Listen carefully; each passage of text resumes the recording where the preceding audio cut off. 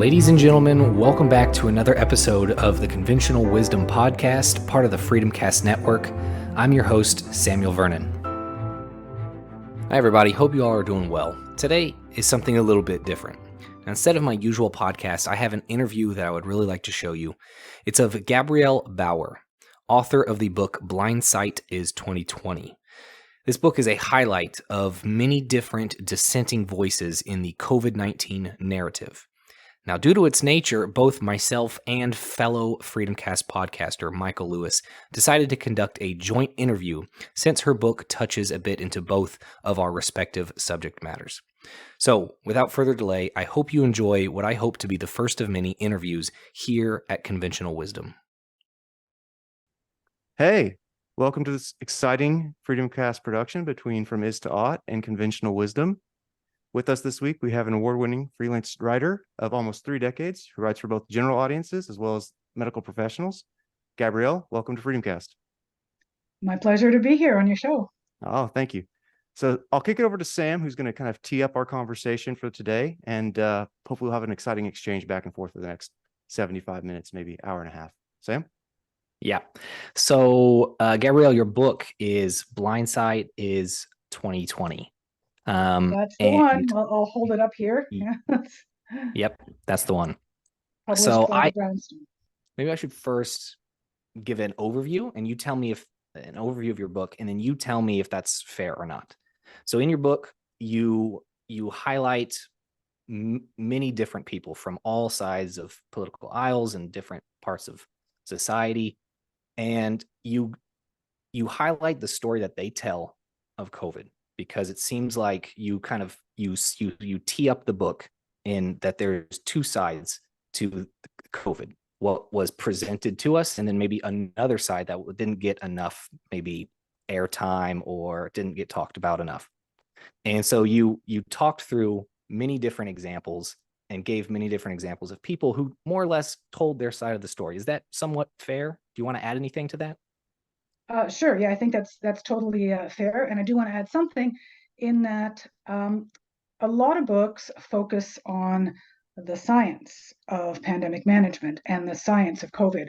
And what I thought was missing from the very beginning, like literally from day one of the lockdowns, was the multidisciplinary perspective.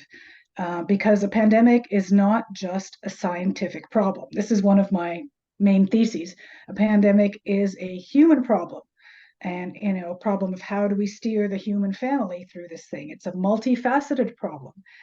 And so I thought it was very important to bring together, I mean, these are all dissenting perspectives. That's sort of the premise of the book, but dissenting perspectives, not just from scientists, although there are plenty of those in the book, but also from philosophers and historians and mental health experts, quite a few writers as well, lawyers, economists, very important. And there's even a comedian and a priest, all of whom have important things to say. And plus, I weave my own story into it as well. Right. And actually, I mean, that's absolutely perfect, because one of the little nuggets of wisdom that I wrote down was that science is necessary but never sufficient to create public policy. And I think that's one of the first things. I've been screaming this from the rooftops since literally March 2020, absolutely screaming it from the rooftops. And it always amazed me how few people seem to get it. They seem to think that COVID was somehow the scientific puzzle and there was a correct solution, as if that's how public policy and humanity and philosophy works.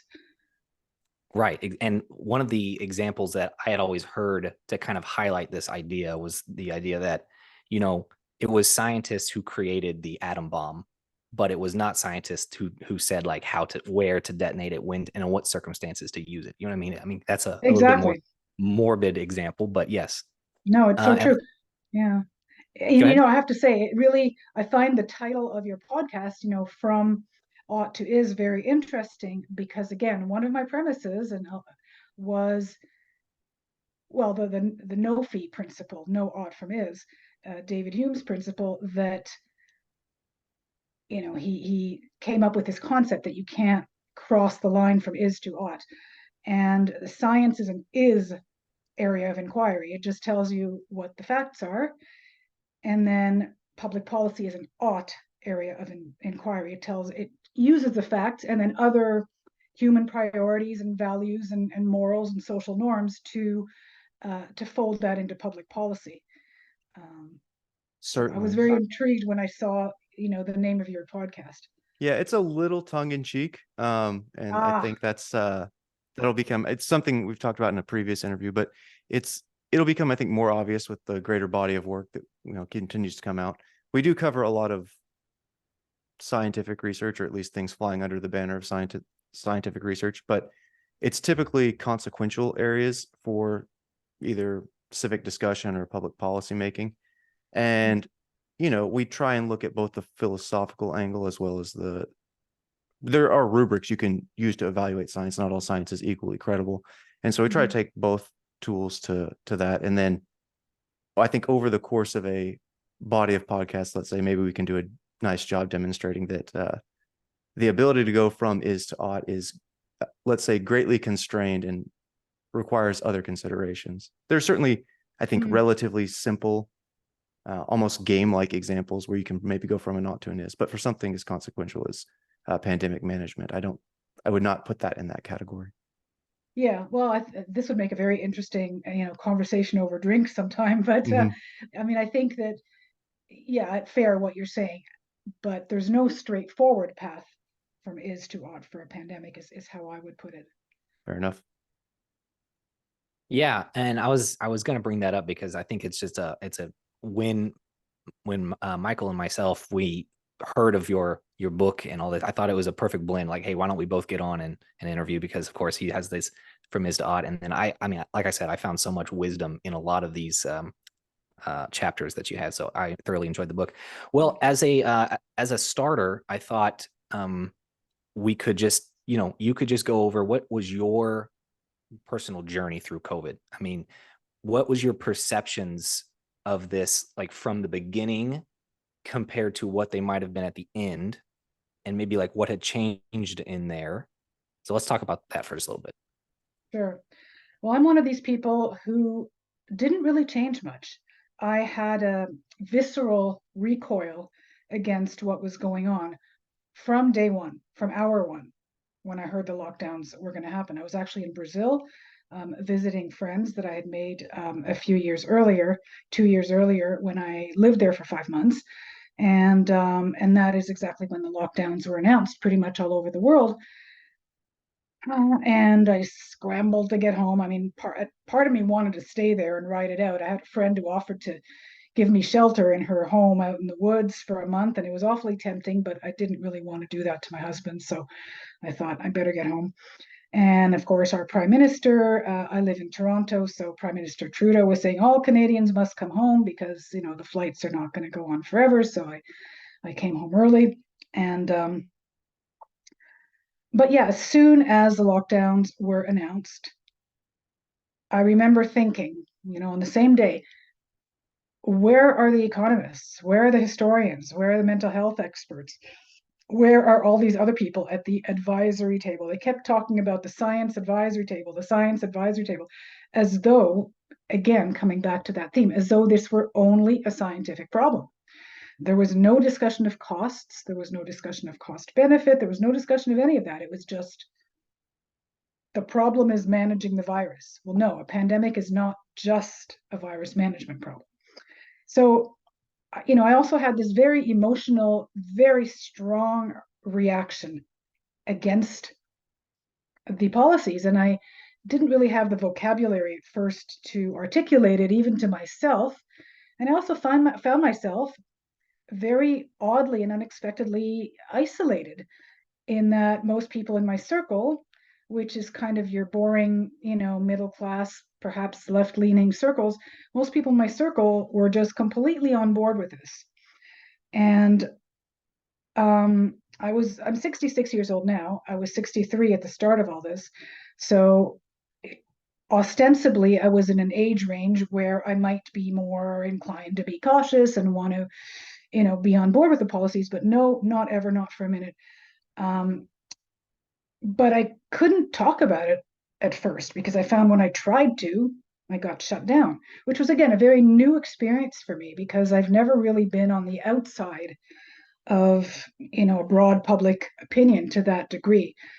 Thinking back, maybe I was, but never in such a dramatic way that affected me. So I tried to talk about it online. I remember, when I got home from Brazil, I had to quarantine in my room in the basement for 14 days. And my husband was a lot more afraid of COVID than I was at the beginning. He was like, downstairs, 6 feet. So I went to the basement. I didn't have much to do. So I went online and I tried to tentatively and I think respectfully and politely articulate some of my concerns. And not only was I shut down, but like the invective, the epithets that were thrown at me, I'd never seen anything like that. I got called a sociopath. I got called a mouth breathing Trump tard. I got called, negative IQ, village idiot, neckbeard. I mean, you name it. And as I say, in all my then 63 years, I had never, ever, ever been called any of those things. So it was just very new. And Right. it just completely shocked me because I wasn't at all going into conspiracies, like zero. I have zero conspiratorial bones in my body, as you might discover if you read my book. It's just not the way my mind works. So I was just debating the philosophy, the ethics of the policies, and people were telling me, "Go lick the virus." It was just the Wild West. I could not believe it. And so it took me Right. about 6 weeks, I would say, before I gathered up the courage to start talking about it to people I knew, and eventually, had a very strong need to find like-minded people just to discuss all this with and to try to figure out what it was that was bothering me. And we can certainly get into all that later. And eventually, I did find those people. I found wonderful communities online, notably this lockdown skepticism subreddit group. I remember I guess it was in late April, I just Googled literally opposed to lockdown, something like that. And then this subreddit popped up, which at the time only had about 2,000 members. It has 55, it's stabilized at 55,000 for the past, year or two. And it's still active, not as much as in the heyday, of course, but it's still active. I became a moderator in September 2020, and I joke sometimes that I'm probably the world's oldest Reddit moderator because Reddit tends to skew young. But we had a great mod team. I've met some of them in person, and then through that we started inviting people for Q&As. That's what Reddit groups do. So we invited some giants really in the counter narrative side, people like Jay Bhattacharya, Vinay Prasad, Mark Changizi, Matthias Desmet, et cetera. And I got to know these people. As a moderator, I would participate in the Zoom calls as we were setting up the Q&As and got to talk to them personally. And I actually met some of them in person later. And this was a huge silver lining and a huge treat. I got to meet these giants. And that really helped. And I also actually founded a group in Toronto called QLIT, Questioning Lockdowns in Toronto. Again, this was all very organic. It was just born of a very strong need in this atmosphere to connect with like-minded people, to kind of prove to myself, no, I'm not crazy. Yeah. So, I formed this group, and at our peak, we had well over 100 people, and we had a WhatsApp chat that literally never slept. We had 500 to 1,000 messages per day, middle of the night, whatever. There was obviously a strong need for this kind of communication. We also had in-person meetups. We also attended some protests together, which again, I'd never done in my life. I'd never been an activist. I'd never been to a single protest. But somehow the sense of bewilderment and despair was so strong in me that this all happened naturally and organically. Yeah, I am immediately reminded as you were talking through that. I mean, that was almost wouldn't say exact, but that was my experience as well. As far as like the isolation goes, like from the absolute beginning, I was super skeptical of this whole thing. Had no idea why everybody was reacting the way they were. And it took me such a long time to sort of figure out, piece everything together in my mind as far as, what's going on here. Why am I opposed to this and whatnot? And it's so funny because you said that you got called a lot of stuff and very isolated from those close to you. I mean, Mike can attest. We had a friend sort of like almost yell at me because of something that I had uttered. And I didn't mean it for anything bad, but it was received poorly. And even I even have a close relative who had, basically said, "Oh, you're an anti-vaxxer," even though, I'm vaccinated and Yeah. with other stuff. So it's like, like, no, I'm not. But so and as I was reading your book, the similarities here, I was so much appreciated or appreciative Right. of what you shared. Yeah. Thank you. Well, I should clarify though that what were you just saying before about, no, it wasn't about anti-vaxxer. Oh yes, it was about, you were saying that people close to you, or saying that people close to me, um, responded in this way. It wasn't actually people who knew me. It was people online. People who knew me, I came to find, um, while a lot of them disagreed with me, none of them shunned me. I was lucky enough not to lose any relationships. And I think maybe it's because I actually did get vaccinated several times for the COVID vaccine. That wasn't my hill to die on. Um, I came to be very much against the mandates, and especially as I spoke with bioethicists for the book. But it's just my personal nature. I don't tend to worry about health issues as much as some people. I didn't worry about COVID. I didn't worry about the vaccines. It's like, okay, sure, whatever, I'll do it. It wasn't a big deal for me either way. And so I think if I had actually, drawn that as my line in the sand, I might have lost personal connections. As Hmm. it stood, I would say that no, none of my personal friends or relatives or even business associates shun me. And in fact, a few of my clients bought my book, and I still have them as clients. So, That's good.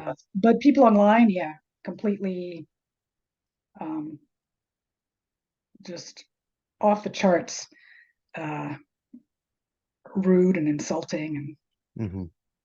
Yeah, and unfortunately, that's probably not a new phenomenon for COVID, and probably is not going to end as COVID wanes. But it's tragedy nonetheless, sad nonetheless that is the state of things. I want to kind of square one thing before we keep moving forward. Your book is primarily focused on these kind of dissenting voices, as you said. It's in a series of what I would consider kind of case studies and profiles, like a recounting, a retrospective for these people and the positions they held. But it's particularly about lockdowns in particular. That's a primary emphasis, I would say.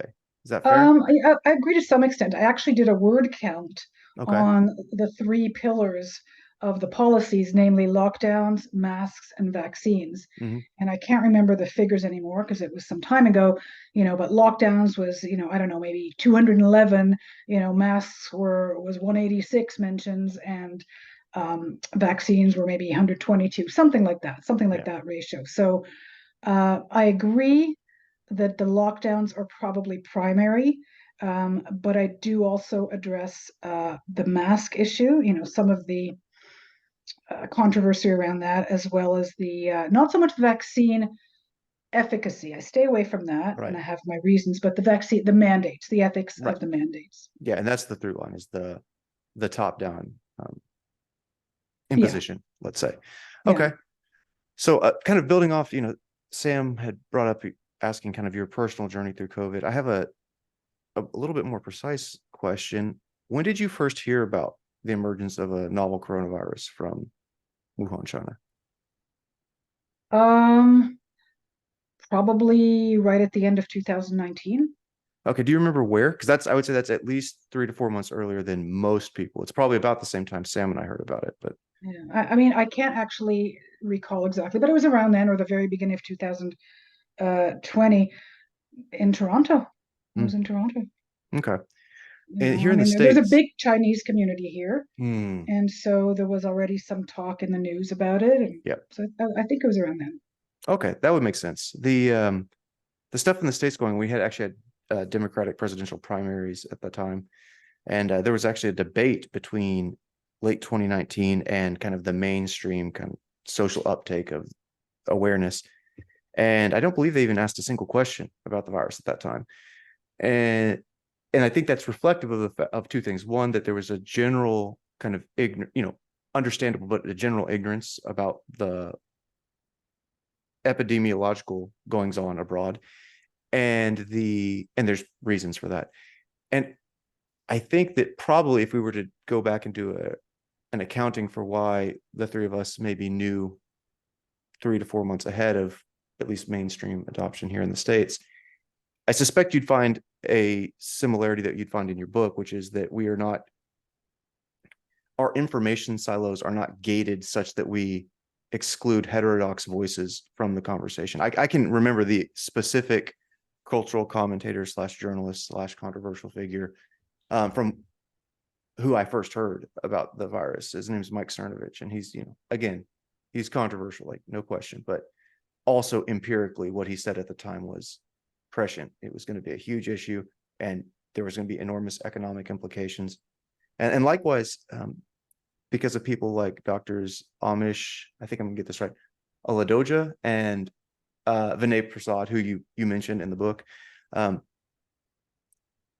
there were some heterodox voices that were also saying, hey, yes, this is carries some risk, some non-trivial risk in terms of health outcomes, but it's nowhere near early projections in terms of mortality. It Yeah. could be somewhere between half and a full order of magnitude less than what we had initially thought. And that's, when you're making public policy, you would think that those error bars on that estimation and kind of from the statistics point of view, getting that variance as tightly constrained as possible, as early as possible, is important. I think that's completely true. I agree 100%. But I think this idea of a precautionary principle took over. And one of the chapters in my book is devoted to that. And one of the bioethicists that I interviewed said that the pandemic policy was an abuse of the precautionary principle. And I liked the way he termed that. Um, I did a bit of research into the precautionary principle. I think it has some usefulness, but only for a limited amount of time. So for the listeners, could you maybe, because that's actually one of the questions Sam and I have teed up here very shortly, was to ask you about this abuse of the precautionary principle. I thought that was well articulated in the book. But could you tell the listeners what the precautionary principle is, just roughly, and then why this individual kind of thought it was taken in excess? Okay, well, as far as, I don't know if I'm going to quote the exact definition, but basically the precautionary principle is about situations where there is a high degree of uncertainty about the future and where the worst case scenario is very dire. So when you have those two things, high degree of uncertainty and a very calamitous worst case scenario, then you err on the side of the worst case scenario when designing policy, just because it is so extreme. And because there is a high degree of uncertainty, you can't really say with any level of certainty, well, this worst case scenario is not going to happen. So in those kinds of situations, according to that philosophy, it makes sense to design policy very, very cautiously with that worst case scenario in mind. So I think it is reasonable, perhaps, to say, okay, this makes sense for 2 weeks, maybe a month, maybe 2 months, maximum, when we really don't know. But after that, I mean, arguably even before 2 months, we really started to know a lot about the risk stratification of this virus. And we started to know that, as you were saying, the actual risk was, perhaps an order of magnitude less. And we started to know much more about the vulnerable groups, and it also became clear. I mean, the sort of principle of exponential rise is obviously self-limited because there's only so many people around to carry that exponential curve. So, once we started to gather that knowledge, it was time to dial down that precautionary principle and invoke the principle of proportionality, which is the response should be proportional to the threat, and to the most likely threat, not to the sort of outer reaches of, extreme worst case scenario. But we didn't do that, even after, certainly in Canada. I know that it varied a lot in the States from state to state and region to region. But in some countries like Canada, it was just interminable. We had 3 lockdowns, and the last one lasted 6 months, and all kinds of micromanaging regulations about who and where we could stand and do, and just interminable. So, and in a lot of other parts of the world as well. So there wasn't really an exit ramp, and there wasn't planning for an exit ramp, and there wasn't communication about an exit ramp. Like, the political leaders were not doing their job as far as I and people of my persuasion were concerned. They were not saying, okay, this is how we plan to get off. This is when we plan to get off. They weren't giving people that hope at all. It was just an abundance of caution this, an abundance of caution that, Mm-hmm. And why do you believe that is?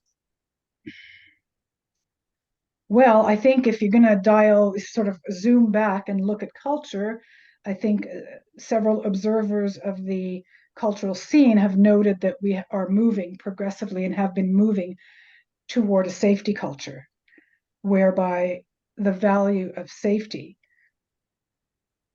has increased in proportion to other values. There's that safety versus freedom seesaw, the eternal seesaw, and safety just keeps getting more and more and more important. Now, I'm certainly not against safety. I'm a parent. I certainly was as neurotic as other parents about my kids' safety, but at the same time, COVID really, made me think deeply about that whole safety versus freedom paradigm. And I realized that I put an extremely high value on freedom. And, I really thought deeply about what freedom actually meant in a society.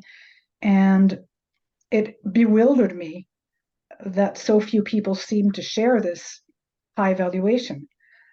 Safety seems just to be the highest value for many people these days.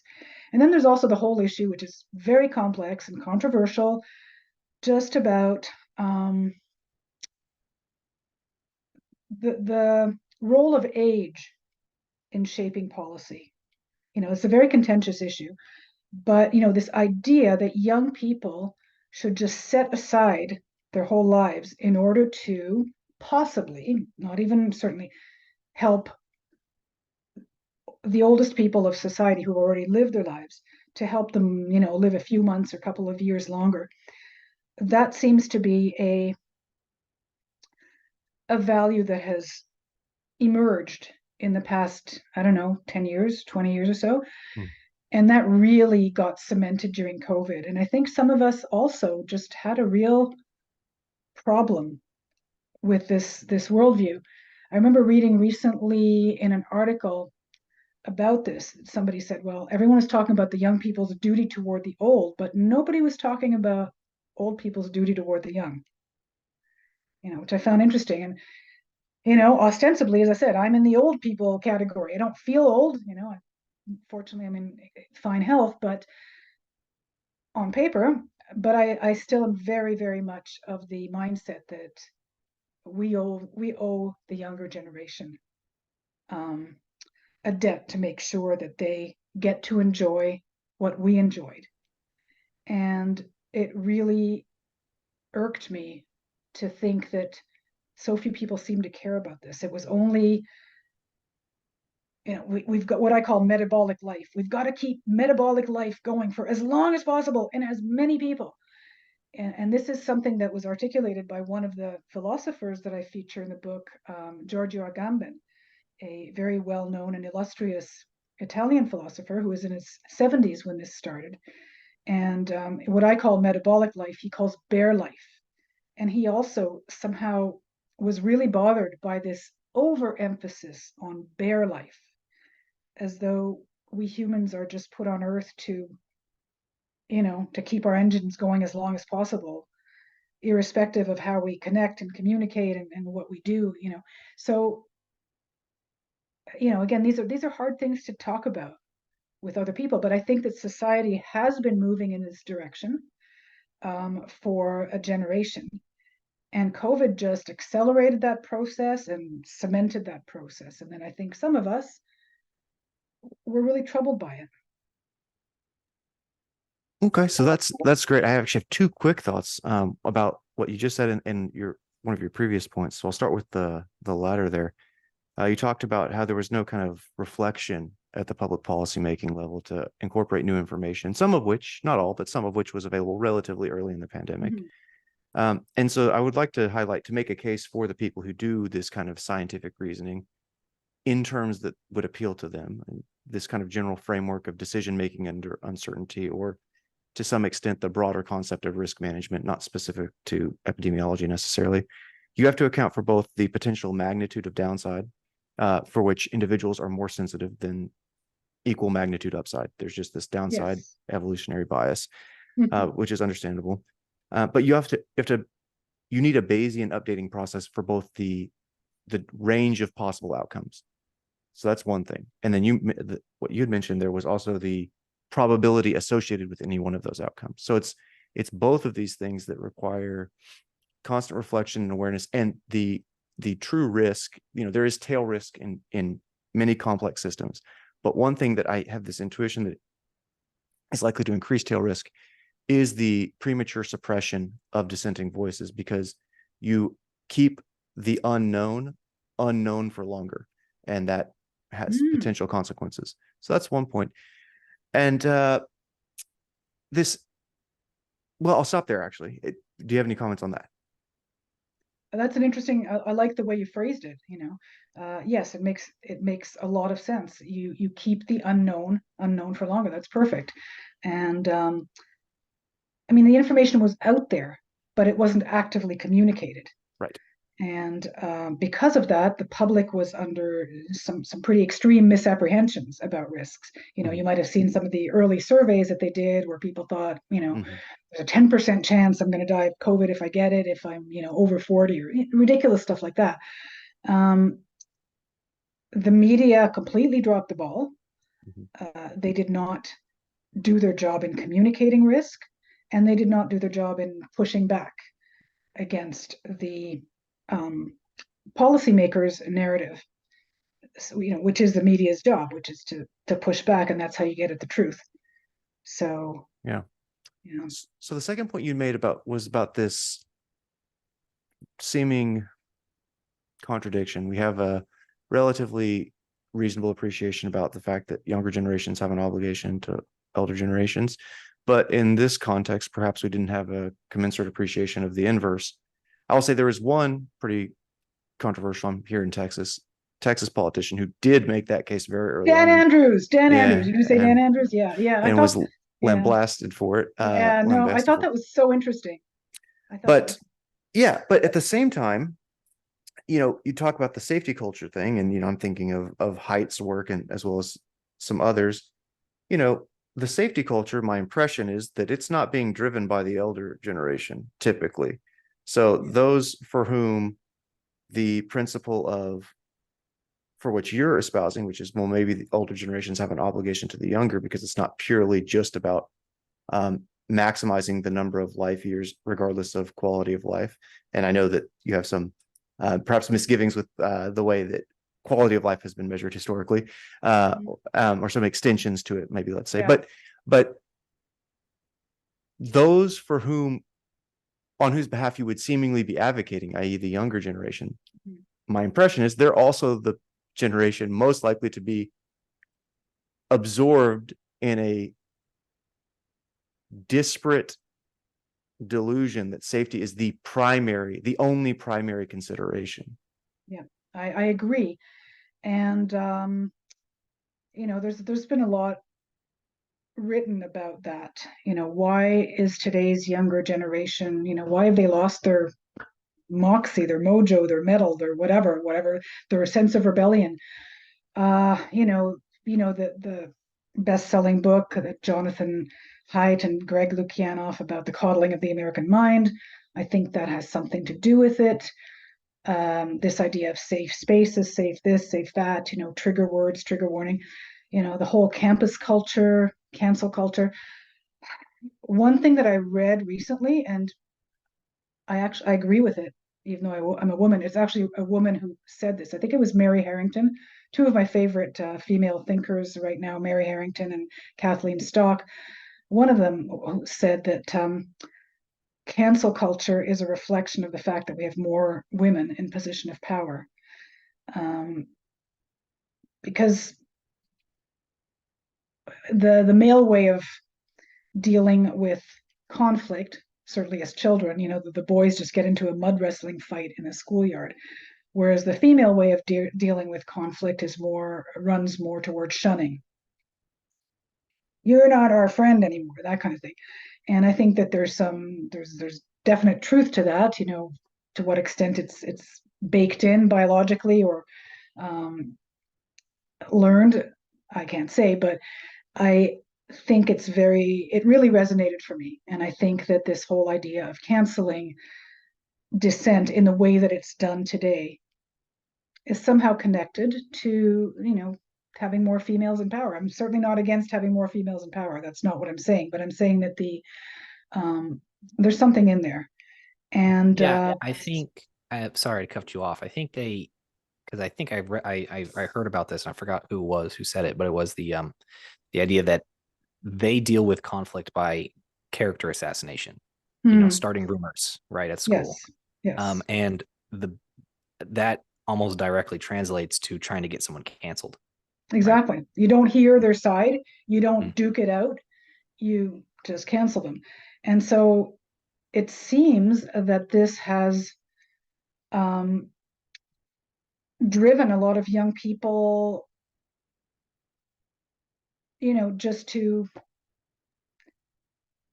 toward a certain conformity of views. I've talked to my kids extensively about this too. Fortunately for me, both my kids are very much on my side when it comes to this, and I can have wonderful conversations with them, no holds barred about all these issues. And I know my daughter told me something about on campus, there is now a culture, which some people might think is a great thing. It's just that the highest value is just, be kind, be good, but at the expense of free thought, and that's a very heavy price to pay. So I think a lot of young people get so caught up in that, which didn't really exist when I was growing up and going to school and all that and university. It wasn't really a thing. I mean, yes, of course, all of us are encouraged to be good, but it wasn't just institutionalized in the same way that it is today. And that's what you told me. And again, that rang true, that this is just hammered into today's young people. And campuses tend to skew very progressive as well. And there's that progressive ideology, that we've all been steeped in, that young people have all been steeped in. And I think that that's all connected somehow. Yeah. Like I said, it's one of the things that I resonated so much with your writing and for everything you said in there, because there was another little bit that I wrote down to make sure that I remembered it, because you had mentioned that compliance to the collective does not equal compassion. And I have this whole rant that I'm not going to go into now about this whole compassion thing. I think it's a veiled something, and there's much more hidden underneath there than what's on the surface. Well, and there's performative compassion versus true compassion, and I think we saw a lot of performative compassion, and that's what we are seeing.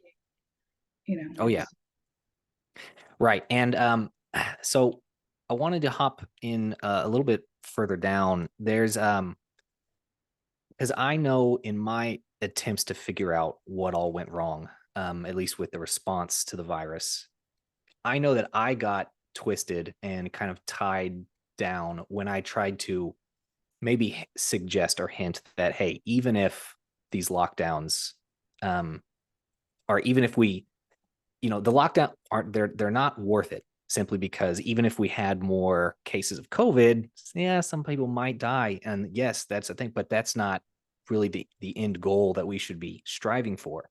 And in your book, you dedicated a chapter, and I can't remember the names, apologies, but you had dedicated a chapter to some economists who had maybe put a value and was able to actually like maybe quantify or at least talk about, say like, yeah, no, lockdowns are not worth it. And even if it does cost some lives, like here's the numbers to it. So I wanted you just to speak about that.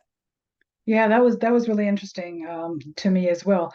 Yes, there's a chapter in which I feature two economists. One of them is a very well-known British economist who helped develop the Welby system, Wellby.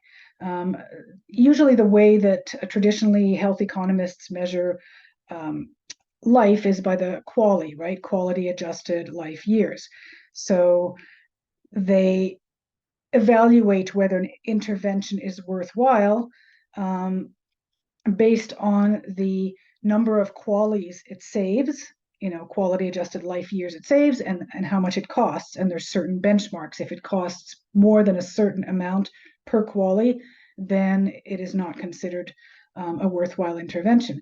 But the way that the quality is calculated in this measure is really more or less just health. If you're in good health, you get a high coefficient for quality, and if you're in poor health, you get a low coefficient. So it's fairly crude. Whereas Welby goes beyond that and acknowledges, first of all, that quality of life and health may be related, but they are not in lockstep. Some people can have poor health and have a good quality of life, and vice versa. And so it gives priority and primacy just to experiences, life experiences, because life is really a collection of experiences. And so there are experiences that bring happiness, joy, contentment, excitement, whatever, those get more Welby points than those that do not. And it's actually a fairly sophisticated measure that's been very well developed in the UK and used in other parts of the world too. There's a whole literature based on Welby measurements as opposed to quality measurements. And so using Welby as the measurement tool, he showed how lockdowns really lowered true quality of life for people to a great alarming extent. And these are years and experiences that people can't really get back. This is really what life is made of. And the biomedical model of life just doesn't acknowledge that. Right. I completely agree. And maybe you've already answered this, but again, you'd theorized somewhere that you'd posed a thought experiment essentially, where you said, if the government basically kept us locked down, yet still provided everything that we needed to our doorstep, be it health or entertainment or whatever it would be, you thought people would still rebel. Now, I wonder why you think that, and maybe what does that say to, I don't know, this might be getting too philosophical, but what does that say to maybe the meaning of life, and like how should people be living it? Well, I think what I said specifically, that if the government said, okay, we'll provide everything, let's say for the next 20 or 50 years, but you have to be locked down, would people go for it? I think it's very, very unlikely they would. So whether they admit it or not, most people do recognize intuitively that life is not just about maximizing the number of years that your body stays alive. Or if you told people, okay, you're going to live 5 years longer, but you have to spend the rest of your life in jail, most people would say no. So we do recognize that life is about more than just years. And that's why it was so frustrating to see that this was jettisoned during COVID, this knowledge that we have always had. I'm still, I don't know if you have an answer. I still don't have a full answer. I think fear has a lot to do with it. For some reason, fear just gripped the world. And then groupthink, the two go together. And then once you have fear and groupthink, you have moralizing. And somehow that toxic brew it just led to this monolithic focus on, on one strand of pandemic management, which is containing the virus. Yeah, you definitely got that in there. I just remember thinking through this whole thing, like people are allowing fear to completely rule their life. And I know that in my, because I covered COVID on one of my episodes. It was one of the first episodes that I had done for my podcast. Mm. And it took me such a long time just to figure out what was the root cause. And I think you had mentioned about this much earlier, that it boiled down to the safety versus freedom versus liberty type Yeah. argument. And you know, you had mentioned that everybody is going in the direction, or at least societally, we are going into the direction of a safety culture. I mean, that's just what it is. Yeah. Attribute that to what you will. I mean, it's just that's just what it is. Um, and I spent a while kind of thinking about this, and I just want your thought on this. This is not really a question directly about your book, but I had a thought as my answer to this whole thing, to that whole seesaw of liberty versus safety. I had an answer to this, and I just want to hear your thoughts on it. Um, if safety was our primary concern, it was our highest value. If that were the case, then you could not have freedom, because you'd be locked down, and you would just be maximizing the number of lives, and you couldn't do anything. Right. However, if you allowed liberty or freedom to be your highest value, you still could. You had the freedom to achieve the level of safety that you would want, whatever it may be. If you want to live in, a saran wrapped, whatever existence, and Lysol everything, you are completely free to do so.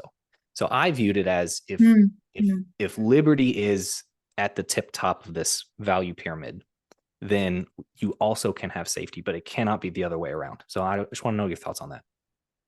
Oh, I mean, I agree with you fundamentally. I share that value and worldview. I think, to play devil's advocate, the other side would probably say that, well, it is not fair to create conditions that force the more cautious people to live in a bubble. And the only way that you allow them to escape that bubble is we all have to work together to stop the spread. And if we all do, then, we can escape the bubble. So I think that's probably how the other side would, present the case. Oh, believe me, But I know. yeah. Yeah. Yeah. But again, I think that that brings up the whole idea of collectivism, which is another thing that I thought about really deeply during the whole pandemic. That's a collectivist idea. We all have to work together. And I think that idea has some validity, but just like the precautionary principle, it has an expiry date. And the reason that it has an expiry date is that ultimately people are not the same. They don't have the same priorities. They don't have the same personal balance in their seesaw of freedom versus safety. So just telling everyone, okay, because we want to make the world more comfortable for the more cautious people, we all have to do this. Well, you are disrespecting the values of people who are more risk takers. You are just telling everyone that they have to operate according to the values of the most cautious people. So I don't think that that's fair, or right, or a given. So yeah, I fundamentally do agree with you. And also, yes, I mean, we don't have complete control over our safety, but if someone really wants to stay safe, yes, they can avoid social functions. They can wear 15 masks, it might help a little bit. They can organize their lives around that. But to me, again, everyone was saying it was selfish to want to do this and do that and go out and not wearing masks. But to me, the most selfish thing is expecting other people to conform to your level of fear and to your values. And I think it was Oscar Wilde, who I quote in the book, who said, selfishness is not living as you want. It is expecting others to live as you want. And I really believe that, and that was missed. The idea was that the people who wanted escape from these restrictions were selfish. Well, no, not in my way of thinking. It was the people who expected other people to live according to their value system and priorities who were selfish. because the fact of the matter is that we don't all have the same value systems and priorities. Right. And I think, yeah. And then again, right. Because I believe that you cannot answer that question, the value versus liberty question, without having a answer to what's the purpose of life. Because those who would say safety is above all else, you're going to have to wrestle with, okay, then, what is the purpose here? What are we doing? Right. Like why? Yes, exactly. Like 0 times infinity is still 0. So if there's no purpose outside of safety, what's the purpose of multiplying that safety? And I know, again, I'm working on some other essays about this, and I know that Einstein, for instance, refused treatment when he reached a certain age, and something having to do with his vascular system. I don't remember exactly what, but some kind of surgical treatment. And he said, you know what? I've lived enough. I've accomplished enough. He said something about it's unseemly or greedy to just um, ask that my life be continued forever. And it, to me that made so much sense, but for some reason, people don't really appreciate that in today's world. I think partly because of technology. We have the technology now to extend people's lives in the way that we didn't before. And so there's this idea, well, if we can, we should. And I've been reading people who push back against this idea, but it's still very pervasive. And, I work in healthcare writing, medical writing, so I'm very, very well aware of where this is all going. We have drugs now, and I write about these drugs that cost literally hundreds of thousands of dollars. Some of them are one-time treatments, some of them, 2 or 3, and they end up extending, let's say, the lives of people with advanced metastatic cancer for maybe 3 months. And this is considered, we're going in that direction, that this is considered a good use of healthcare dollars, when there's so many other unaddressed priorities. There's people living on the street, and for some reason our society tolerates that and yet considers it so important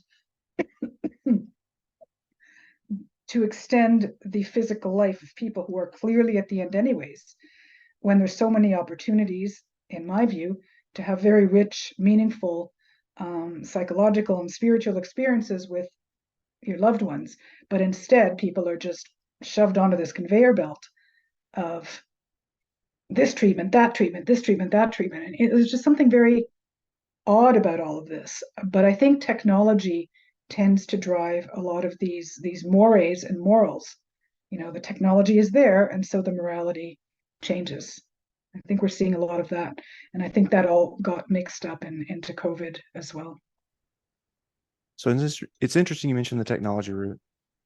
I'm my career field is information systems and analytics, so that's my crowd, right? More or less, and fair enough on the considerations for resource allocation, but I don't even think that it's and I'm not of the perspective that it's an economic equation, because I don't view the remedy as one of technology. I think it's remarkable the amount of technological progress we've made, certainly across human history, but especially in the last, let's say, a couple hundred years. And the pursuit of extending well-being and high-quality lives is good. I don't think anyone's disagreeing with that. But you know what? Just if I may interject, we're not actually extending quality very much. We are extending people's dying years. We are not making them younger or more vital or more able to do things. So that's very different from actually slowing down aging. Sure. Well, there are people working on both, but yes, I see what you're saying. Right. With these, the example you gave with these metastatic cancer treatments, I take your point. It's arguably too late to intervene on that front, but I don't know if you can separate the two. I mean, certainly within one's own mind you can. I don't know if in the way that healthcare research gets funded, if you can separate the two and say you're only going to be able to focus on extending life insofar as it meets these parameters, and we're going to focus only on those who have well-being. We can extend the well-being aspect, not just overall treatments. And that's, researchers have their different priorities and areas, specialties, or expertise rather. But the reason I mentioned that I don't think it's actually a technological problem is it relates to another question we kind of have teed up here, which is on the spiritual side of things. Sam was talking about the philosophical big question of, what's the purpose of life? But in your book, you mentioned, I believe, that you're an atheist. And yet you do profile Father Raymond D'Souza, and obviously, being up in Canada, I'm sure aware of Pastor Arthur Pawlowski. Yeah, And yeah. it seems to me, and if you reject this premise, feel free to say so, and love to hear why. But it seems to me there was a particular fidelity with top-down enforcement as it interfaced with religious practice than it didn't interface with in other aspects of life. And I personally don't think that's an accident. I don't think it's a conspiracy either. I think it's what you would predict in a technocratic state that kind of devalues the the good, the true, and the beautiful from my Catholic perspective. But in any case, do you agree that there was a particular, do you also have the sense there's a particular emphasis on this? And if you do, why do you think that was? Again, I think it comes down to that biomedical model that we have been moving towards, a biomedical model of life. We are a bag of bones, and let's keep the apparatus around the bones going. But it's interesting what you say about religion, although I'm not. I don't know. I consider myself somewhere between atheist and agnostic. If there's that in between point. Sure. I'm certainly not religious. Like, my mind is just wired to doubt, even to doubt my own. If I have a sort of temporary idea, there's got to be something out there. I doubt that too. It's like, oh, this is just my biology talking. That's just the kind of mind I have. But having said that, COVID really helped me understand the religious perspective in a way that I hadn't before, even though I don't share it. So that was interesting. As a case in point, which I discuss in the book, was the Hasidic Jews in both New York and in Israel, who just rebelled against the whole thing and said, I will not comply. And I have I have mostly Jewish background, partly Orthodox. I mean, I didn't grow up with that, but my mother came from an Orthodox background, and she was actually a Holocaust survivor. And my father was half Jewish and very secular, so she moved away from that while he was alive. But so I have some cousins in Israel who are Orthodox, and I never really related at all to the Orthodox worldview. It was opaque and just strange to me.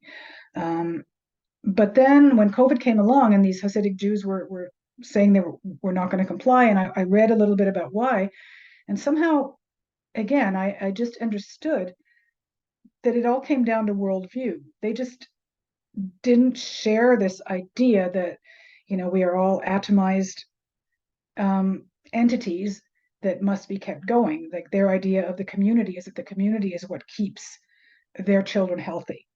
That one of the religious rabbis that was quoted in an article that I read, just said exactly that we believe that studying Torah in a group is what protects our children.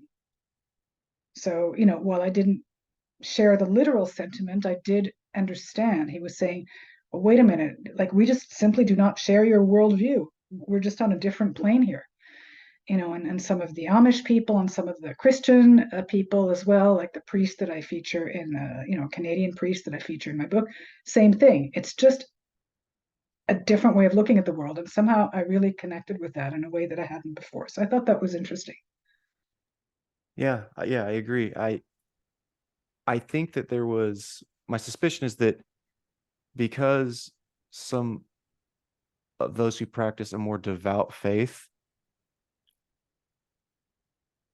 philosophically are predisposed to acknowledge a subservience to some higher power, they have a specificity about what that higher power is. The biomedical establishment, or establishments, because it's not really just one thing, but those who have a more technocratic worldview, and there are some virtues to that, socially as well as interpersonally. But those who have that, it's not always clear to me that they have the specificity to say what the higher power they acknowledge is. They might say something like reason or science or the scientific method, but as those things were derived across cultures and across histories, they were also subservient. They were tools, not ends. and the religious communities have ends. Yeah, or another way of putting it, I think, yeah, those tools, science, reason, all that, they're kind of contingent and always evolving, whereas the religious perspective is more absolute. There's something unchanging here Sure. that we are paying homage to. Mhm. So yeah, it's interesting how, again, I really, one of the people that I really admired, and that I feature in the book as well, Daniel Hadas, he's religious, he's Catholic, he's also a scholar of ancient literature in Latin. And, he talks about this as well, just how, the COVID response, he talked about it as he said it was a spiritual exercise. Ultimately, it was a spiritual trial, and I really believe that it was. It just underneath all the science, this and that, it was really a spiritual practice. And those of us who somehow were uncomfortable with this, it led us into all kinds of interesting discoveries about political philosophy and religion and all these things. So that's definitely a big silver lining to the whole thing. I don't know if it has been for you, but also meeting all these wonderful people, Sure. including yourselves, talking about it, writing the book, and well, thank you. Yeah, I do think there have been some silver linings, and I hope that there is a broader awareness over time, and that this episode or episodes, because it will be on two of our podcasts, can be, a small part in helping to amplify. Hey, there are lessons to be learned from this that go beyond just pandemic management or epidemiology, absolutely, though there are absolutely. important lessons there, to be sure. Yeah, yeah. I mean, that's the thing. There's a lot of books and writings about where we went wrong in terms of the epidemiology, where we went wrong in terms of the non-pharmaceutical and pharmaceutical interventions and all that stuff. And I wanted to do something a little different, which was explore the philosophical issues, which are certainly a big part of it too. I didn't just want to do another Me Too book about these other aspects, but they're those, the science. I guess I see it as three pillars, and they're all important. There's the science, where a critique of the science, then there's the politics.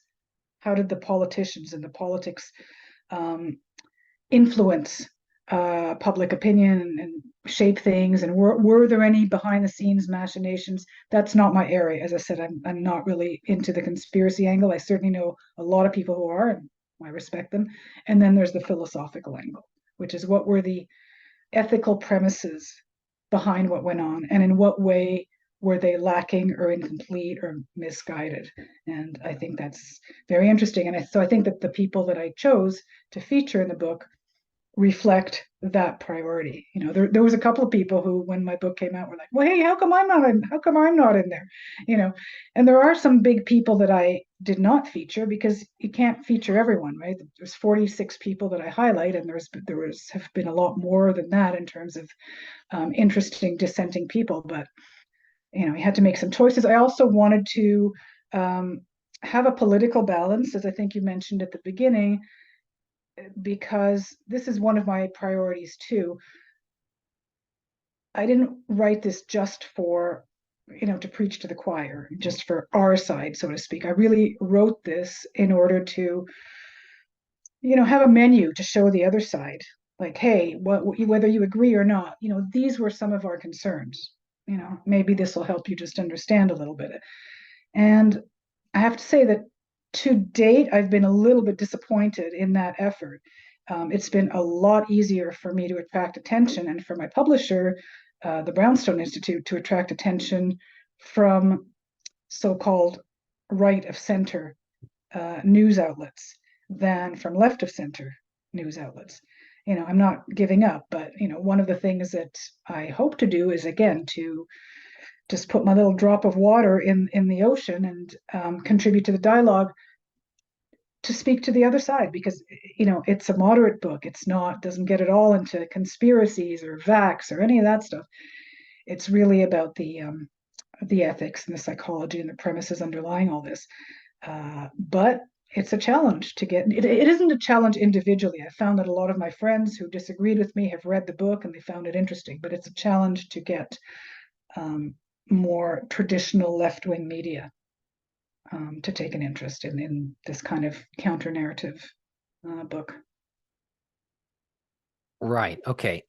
So, and I have I guess I have two questions, but I may just skip the more serious one and go to a Oh whimsical. no, why would you do that?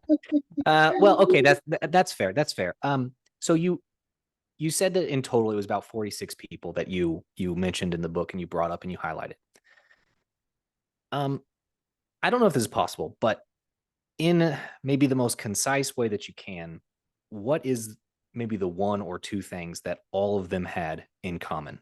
I mean, because they all had a view of this thing, or at least, that dissenting opinion. But maybe at the core, what's the thing that they all had?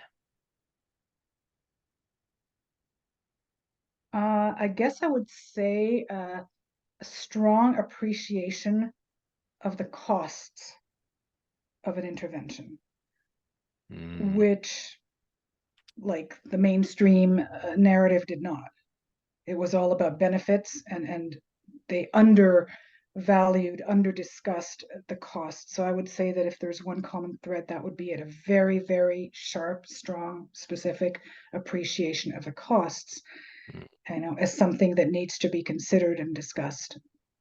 That's very interesting because as soon as you said that, what that reminded me of is, if you have a very strong consideration of the cost, you are someone who considers the future.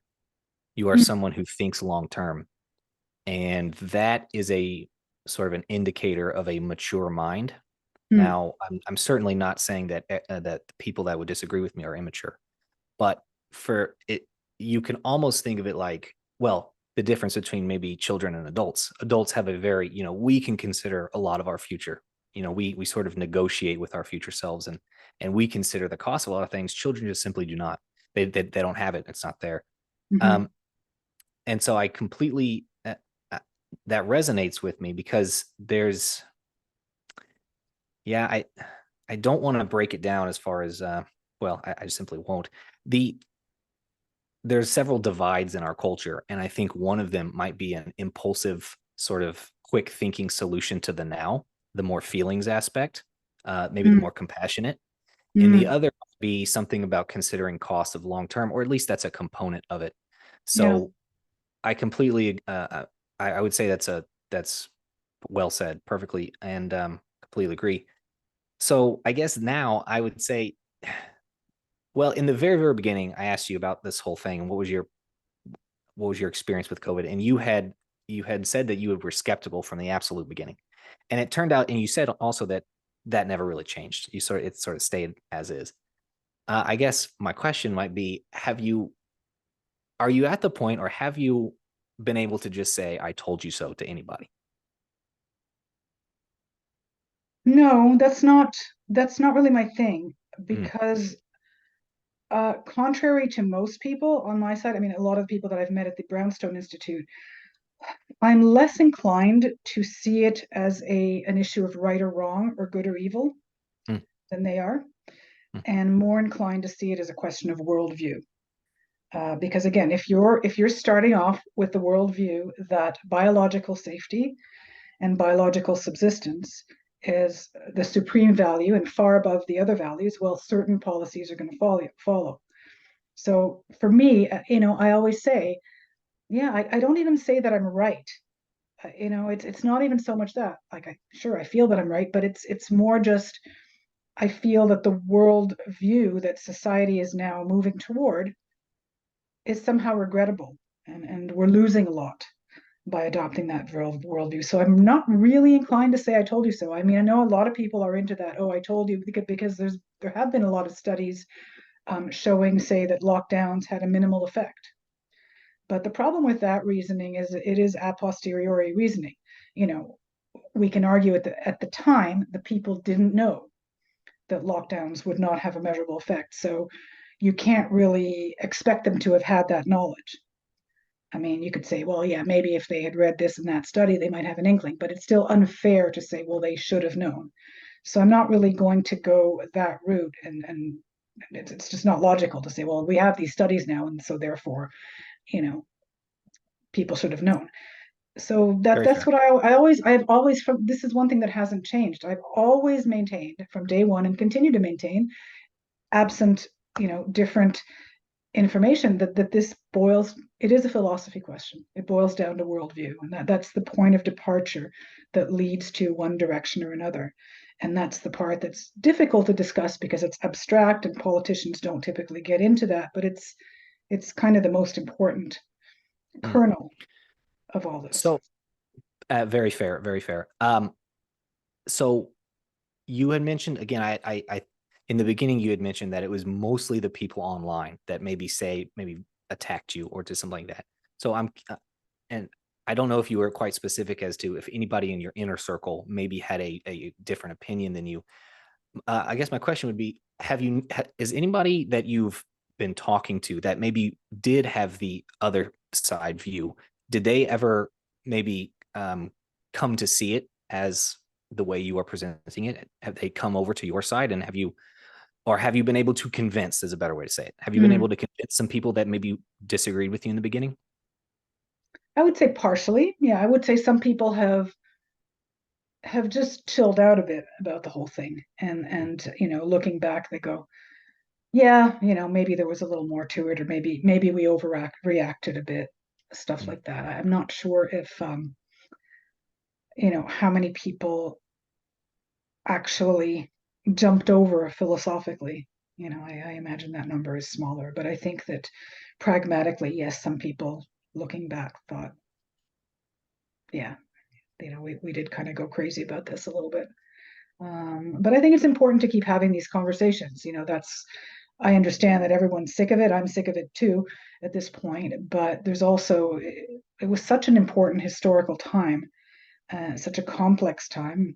And if we want to have a chance of doing things differently the next time, we absolutely need to keep talking about it. And unfortunately, there are other people also who are writing really interesting books, all of them with a slightly different angle. And so I think we are going to have a rich body of literature to draw on. Hopefully, that's the best case scenario, that will help inform our response the next time around. I gotcha. And this one's unscripted. Sorry, Mike. I was just going to hop in just a really quick one because, I mean, at least here in the States, and I'm pretty sure probably there in Toronto as well, there was at some point, and it may have died off, but there was talks about mask mandates coming back, and which just brought me up to thinking, should this thing happen again, how do you predict the world might respond? Do you think we have learned our lesson? Do you think we will do it differently? Do you think enough people are just going to be compliant? How do you see that unfolding? Hard to say. I think, unfortunately, there will probably be quite a few people who will comply. Canadians, polite, and everything not to be American, right? So I would suspect that there will be. But I also think it's not going to reach the same amplitude as it did the first time around. So maybe we'll have like a smaller wave and a shallower wave of this compliance. I hope so. Although, having said this about Canadians being so compliant, which they are, boring, it was also interesting that the truckers' convoy came from Canada, of all places. Right. You'd think it might have come from the US, but so I don't fully have an explanation for that, except maybe that sometimes it's the most compliant people in a way that you can only push them so far, and then something different is going to emerge. There's going to be an energy in the opposite direction. Yeah. So that was a whole other very interesting chapter in this whole thing, which I cover in one chapter of the book. And this is where I got some pushback from some people that knew me personally, not in terms of that they said they weren't going to be friends with me anymore, but they were so amazed that I supported the convoy. Like, why? Well, I mean, I'm vaccinated. Why would I support them? And there was this whole narrative that, these were Nazis and all this stuff. And, how can you, as a daughter of a Holocaust survivor, support this?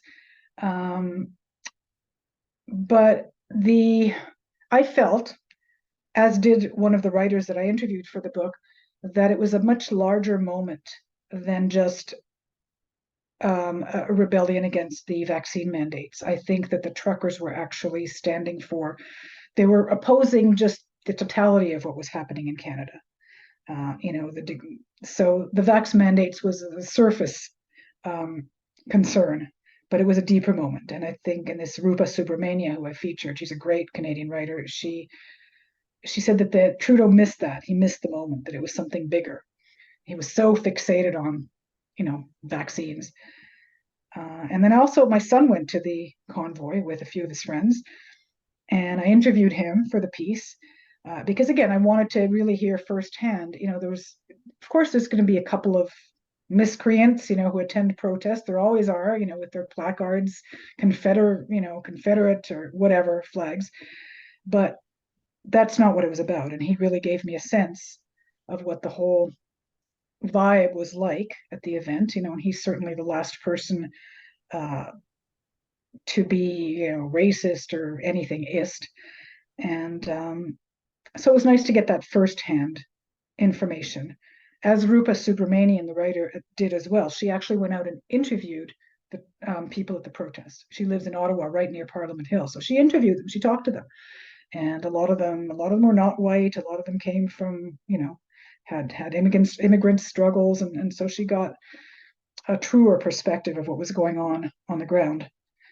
In contrast to these journalists who, they would see one troublesome flag and then they would tar the whole protest with that brush. Yeah.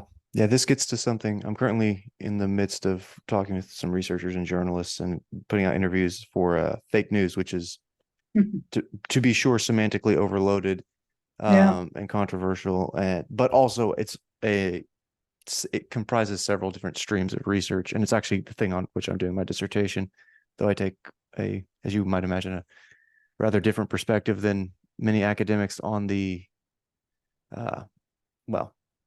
some of the veracity around some of the current research findings. Let's say not all of it, some of it's quite good, but it presumes too much, at least in many cases. And I would say that, to bring this kind of full circle with what we talked about earlier at the beginning, I asked, hey, when did you first hear about this? One of the reasons we maybe were all a little ahead of the curve on this, both in terms of awareness about the epidemiological phenomenon as well as the relative overstatement of the risks at the beginning, was because we had access to relatively ungated information in the form of digital platforms, et cetera, outside the front pages of traditional esteemed quote unquote authoritative outlets, for better or for worse. And I think that's true in the trucker protest actually as well. I don't know if it's that Trudeau missed the moment. I hesitate to speculate publicly anyway on other countries' politics, but I suspect it was something like he was made to miss the moment. There was a monk debate at the end of last year that gave did justice to the trucker protests and the way they were kind of mischaracterized and caricatured in the press generally, not just the Canadian press, though there was a particular element of that, the Canadian press, that was egregious. But I think that that's a theme throughout this, is that people should seek, this is not me saying the do your own research meme, though I'm for people developing the skills and the tools to be able to do their own research. I think there's nothing wrong with that. But it is also saying keep an open enough mind, hold ideas loosely enough that you are receptive to other views on the world, and it will help inform you on things, better inform you on things, from protests with eclectic groups of truckers, etc., internationally, to global pandemics, to even goings on at your local election. Because these dynamics with information siloing and gatekeeping and that kind of stuff, they exist at many different levels, and they're not impossible to overcome. It's just sometimes a matter of individual will.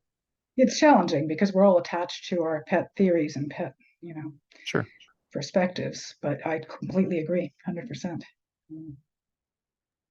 Okay, well, I have two questions, and then I'm out of questions. But I'll start with the more fun one. If you were to say to go grab a beer with one of the 46, and it were to be in front of a public audience, who would it be and why? Oh, probably Lionel Shriver. I Okay. love that woman. Yeah, Lionel is a name that she assumed. Her birth name is Margaret. She's the author of the kind of horrifying but very thought-provoking book. We Need to Talk About Kevin, about a high school mass shooter, that was made into a movie too. She's just such a free-ranging mind. She's an expat American living in the UK, and again, I love to see, especially women, break out of the feminine mold that, we're supposed to think a certain way and, have a certain perspective on the world. And she's just, yeah, just that um, there's no obstacles in her brain. She just, um, and I find that delightful. So I read her fiction as well as nonfiction. She has a collection of essays out now called Abominations. So yeah, I would love to talk to her and see where that goes. Awesome. And then last one from me. This is a little bit of steel manning, the other side of things, but it's also kind of in the grand philosophical, I would say, ethos. Though it's an unfair question to be sure. Okay. So all that context aside, at the limit, this trade-off or this tension between safety and liberty is fundamental. It may not be the only fundamental thing, but is a fundamental aspect of the historic Absolutely. event that has been COVID. I always felt it actually was ultimately underpinning the whole thing. Yeah. Then if that's the case, this question I think is probably even more important. How deadly would a virus have to be in your mind to justify the measures taken now? Yeah. And if you disagree with that framing, because I think there's reasonable ways one might disagree, how would you reframe it? I've thought about that, and I don't have a definitive answer. I have one consideration, which is that, and I'm not the only one to say that if a virus is sufficiently dangerous, people will voluntarily adopt these measures because everybody wants to protect themselves and their loved ones. We just do, including me. So there wouldn't really have to be a lot of coercion. So, it's maybe a little bit of an evasive answer because I don't have a definitive. I can't say, an IFR of 3.7 or anything like that. I just don't know. But so that's part of my answer anyway. Yeah. You can't map the R naught, the IFR onto a third thing of like your lockdown function. No, I got you. Yeah. Fair enough. And I don't think anyone can, but I do think it is the question with which. That's not true. I can answer definitively that question. That's so funny. No, my answer to that question, Mike, I told you this before, but it was a little bit more brass. But yeah, because I thought about this too. I took my philosophy to the extreme and I thought, okay, if this virus were like, if I caught COVID and the symptoms were everybody that I looked at spontaneously caught fire. Oh, okay, wow. That's a pretty dangerous, that's a dangerous, virus. And then almost intuitively, my next thought was, yeah, but if my grandma had balls, then she'd be my grandfather. I mean, like, it just didn't happen. That's such a what if crazy thing. And I'm like, okay, well, but it didn't. So, I mean, I know it's not the best answer in the world. It's just a little kind of tongue in cheek. But yeah. But these are important considerations because the idea is that you learn something going forward. Sam, you asked earlier, have you been able to kind of thump your chest and say, hey, I told you so to anyone? But I think the question that I would frame that as is more like, for the people who you might say it's like, it's ex post facto reasoning. They didn't know their premises were as good as they could make them at the time. But the question is, they were not as good as they could be, perhaps. And so is there any sort of reflection on that, on the people who had that disposition or those predispositions? Because that is actually, rather than being able to like say, hey, I told you so, and further burdening them with cognitive dissonance or entrenching them in their opinions, to say, hey, well, there were some people who were ahead on things, there were some people who weren't, there were some people who got things right and wrong. And by the way, on all these major questions, I've stayed away from the COVID stuff for my podcast. I have 9 big questions. I'm waiting, I've told Sam this before, 5 years before I do a deep dive on any of them. But because this was much more of I do think this is an accessible, moderate read for people. It has a moderate disposition. It's not taking any sort of radical or conspiratorial perspective. But because of that, I think two things. One, at an individual level, people who would disagree with kind of the worldview expressed here would actually appreciate it. One, it's accessible to them. It quite clearly is written for people who don't necessarily agree with these underlying principles or don't consider them as primary, in a way that they might going forward, or they might adjust how they think of things. And the second thing is, you said you had more trouble getting traction with half of the political spectrum, at least as it relates to the press. I don't suspect that's by accident. There is a particular repudiation of a worldview in your book that is intrinsic to the book. And that worldview is most held by the types of folks who helm those institutions. And it's unfortunate. Well, yeah, although I think that if they actually read the book, whether they agreed or disagreed, I don't think they would be outraged. But it's just getting them over that hump, like the gatekeepers in the left-wing media is what I'm saying. Yeah. Because my experience with individuals who have read the book, even progressives, has been fine. So I think that's where the bottleneck is. Perhaps so.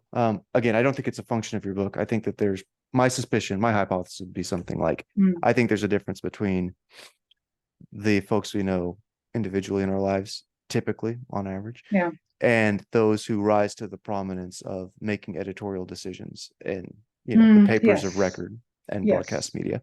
And that they have there's a series of interests, again, not conspiratorial, but just genuinely, philosophically and financially, et cetera, that would make them less open to what I think is some pretty high quality, entertaining, and what would I say, philosophically rich writing. Thank you. But no, you're absolutely right, because they would be scared that, someone would dig up something about my publisher and then, smear them by association, all that stuff that happens in the media and online. So yes, that all comes into play. Fair enough. All right. I am straight out of questions. Sam, do you have anything else for our guest today? Not particularly. No questions. Only just the fact that the book was incredibly entertaining, and I found so much, like I said before, wisdom coming out of this. I had to write some of it down and just stop and pause and think about it, because the way you said it, again, I mean, I think back on my journey through COVID, and it was almost, I mean, as you said it, almost every example that you gave, like, oh, this happened to me, I'm like, oh, well, that happened to me too. And I think what will resonate to so many people is, I mean, I think a lot of people had this, and whether they're courageous enough to step out and say it or not, or to kind of speak their mind about this, I think a lot of people went through the exact same experience. Yeah, I think that's a good point, because I recently presented to a reading group, and I expected it to be a more hostile audience based on what the organizer of the group had told me. But then there was all these people who came forward with similar experiences. So I think you're right, which is encouraging. Yeah, exactly. And to that end, the book, I think, is really beautifully put together. I really enjoyed it, and thank God it will be, as you said, it's well received to people that may not have found their voice, may not have figured out, how exactly do I need to say this? Do I need to frame it? How can I kind of tell my side of the story? It's not just their side; it's a lot of people's sides. And which you bring out. So I mean, it was such a good read. I know I don't have any other questions, unless you have anything you want to comment or kind of plug, or perhaps any final things. If there's any other books that you might have coming up. Well, no, no more books. I'm always writing essays, but I wanted to mention to people who might be interested that it's available in either print format, e-reader, or audiobook. Not narrated by me, that my publisher arranged for an audiobook version. You can find it on Amazon, any Amazon stores, Lulu. There's also a Spanish edition for Spanish speakers or learners. So I hope, if anyone reads it and then wants to contact me to talk about it, I'm always really interested in dialoguing with people. Very good. Well, thank you, Gabrielle. This has been fantastic. And until next time, folks, stay honest, stay rigorous, and keep speaking freely.